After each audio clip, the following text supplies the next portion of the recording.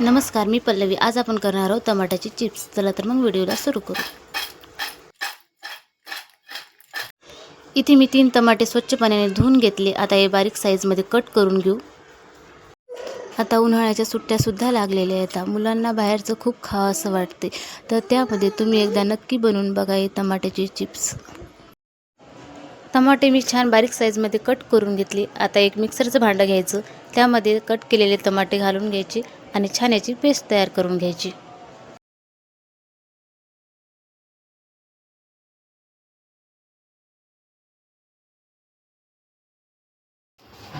इथे मी टमाट्याची बारीक पेस्ट तयार करून घेतली, पाणी न घालता. आता एक स्टीलचं भांडं घ्यायचं, त्यावर चाळणी ठेवून द्यायची आणि तयार केलेली पेस्ट यामध्ये घालून घ्यायची आणि याने छान गाळून घ्यायचं. अशाच पद्धतीने पूर्ण पेस्ट गाळून घ्यायची आणि वरचा चौथा जो राहिला ते तसाच ठेवायचा.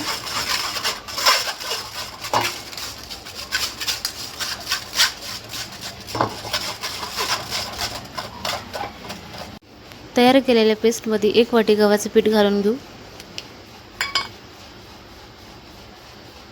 अर्धी वाटी बारीक रवा, लाल तिखट घालून घेऊ, मीठ, हळद. इथे मी काळ्या मिऱ्याची पेस्टसुद्धा घालून घेतली. आता हे सर्व मिक्स करून घ्यायचं आणि याची कणिक मिळवून घ्यायची. यामध्ये पाणी अजिबात घालायचं नाही. लागलंच तर तुम्ही यात गव्हाचं पीठ ॲड करू शकता. इथे मी कणिक मळून घेतली. आता वरून थोडंसं तेल लावून घेते आणि चिप्स तयार करायला घेते.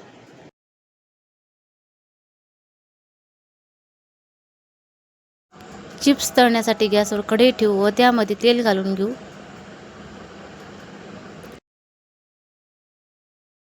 इथे कणिक छान मळलेली आहे. आता छोटासा एक गोळा घ्यायचा व त्याला गोल साईजमध्ये करून घ्यायचा. इथे मी कोलपाट घेतलेले, कोलपाटाला थोडंसं तेल लावून घ्यायचं आणि पातळ साईजने पोळी लाटून घ्यायची. जशा आपण पोळ्या करतो त्या साईजमध्ये पोळी लाटून घ्यायची.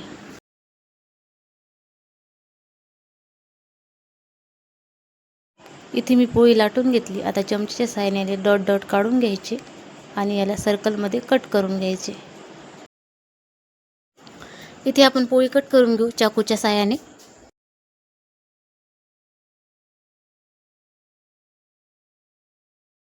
इथे मी चिप्स सर्कलच्या साईजमध्ये कट करून घेतले.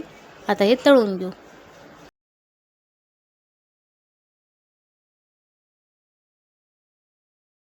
चिप्स तळण्यासाठी कढईमध्ये तेल घालून घेऊ. आता तेल छान गरम झालेले आहे. आता एक एक करून चिप्स यामध्ये घालून घेऊ आणि छान याला तळून घेऊ. इथे बघू शकता चिप्स छान आपले तळलेले, छान याला कलर पण आला. आता एका प्लेटमध्ये याला काढून घेऊ.